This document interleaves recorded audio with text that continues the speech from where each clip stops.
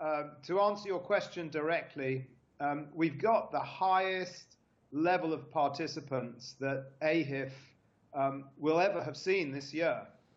We've got the chief executives coming, global chief executives from Hilton, from Accor.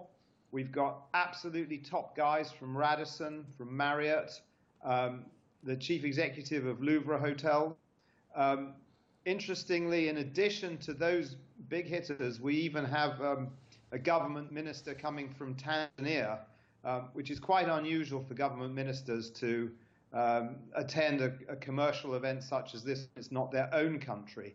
So that's very encouraging. Plus, of course, financiers, bankers, consultants. It's a very, very high-level meeting this year. All right. David, we're talking about how international and, of course, local hotels are looking at Africa as a growth region. But tell me, what are some of the hotspots for hotel development in East Africa for a start? Well, if we look at a survey that was done recently by W Hospitality, so they're looking at a pipeline of growth. What they were seeing was that Ethiopia is a real hotspot. Why is that? Well, there's a few reasons. The government there is embarking on an infrastructure project. It's a political hub in East Africa. So when there are intergovernmental meetings, they're tending to happen in Addis.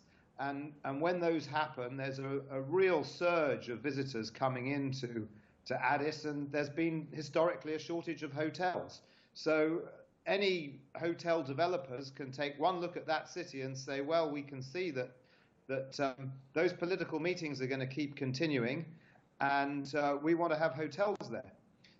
Another very interesting dynamic going on, which is driven by the airlines in Africa. You know, we've got some major hub airports in Africa, and in East Africa, the two big ones are Nairobi and Addis. We've got Kenya Airways and Ethiopian Airways. And what you see when you look around the world is that where there's a strong hub airport, where there's a well-connected airline attached to that hub airport, you often see exceptional growth. And the best examples of that are in the Middle East with Dubai, Abu Dhabi, and Qatar. And there's no reason why, as Africa grows, as it becomes more prosperous, exactly the same trend should not happen in Africa. Why not? So, you know, you would expect certainly Addis, and we're back in Nairobi again this year. There are strong incentives for those cities with big hubs to say, actually, we can become commercial centers. David, very interesting point here is that we did see about last year Hilton coming up with about $50 million worth of investment, and it aims to bring its number of properties in Africa to at least 100 in the next 5 years. Why so much confidence in the market? Well, as you said actually in your introduction, Michael, Africa as a whole is very under-hoteled. You know, compare Africa with Europe, the United States.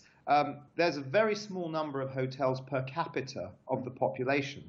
Well, as commerce grows, people will travel more. And when they travel for business, they need to stay somewhere.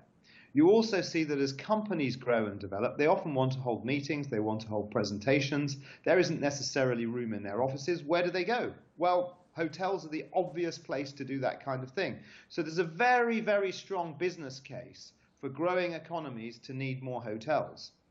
I would say also, I think from a government and development point of view, in somewhere like Africa, hotels are core infrastructure.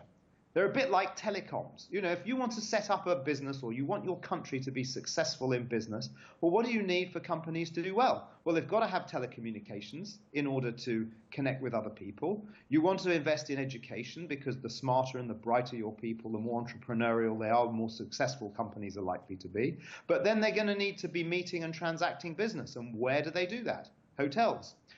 Another key factor is that if they want to attract finance and international money, which of course is very important in a place like Africa, because what you can see is that there's opportunities for growth all over the place, but international investment is needed. Well, when those international investors come to Africa, they want to stay somewhere. And if they find there's a comfortable place to stay, hotels at an international standard, they're already getting into a mindset that this is the kind of place where maybe they can invest. So there's a very strong business case for investing in hotels as core infrastructure. All right, David, allow me to jump into now the branded hotels and, of course, the supply here in Africa. Of course, we do know that Morocco at this particular moment is the top destination with over 100 million arrivals, and so many hotels, branded hotels, are actually in the north of Africa.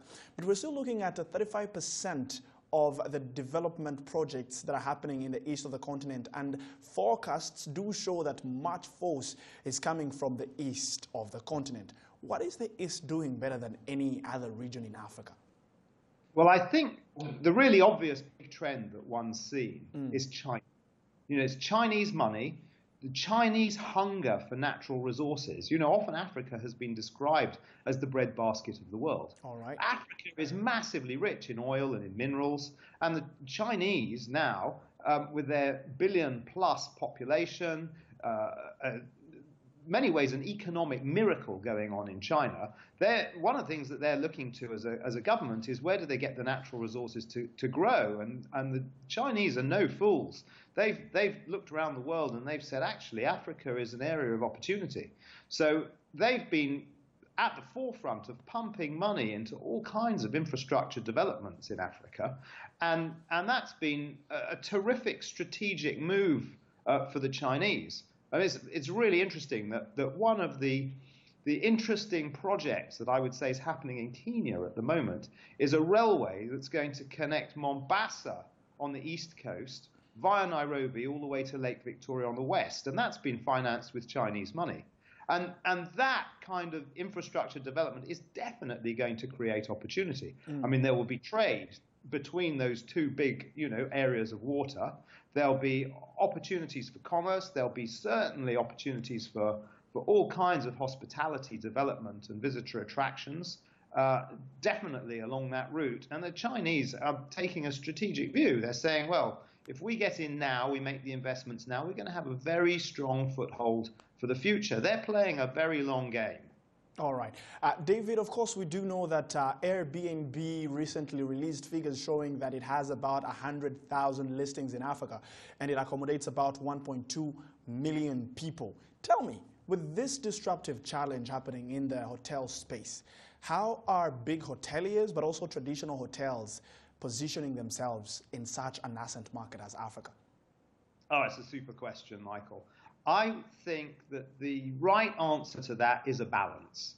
On one level, the business traveler is generally not likely to be saying, I want to stay in an Airbnb if they need to use their hotel for business meetings.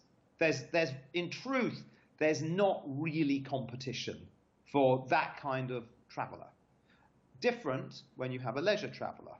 And definitely, Airbnb is going to make some inroads into that leisure travel market. But when the leisure traveler comes and stays in an Airbnb property, it comes without the services that you get in a branded hotel. So consumers can make that choice very clearly themselves. They are differentiated.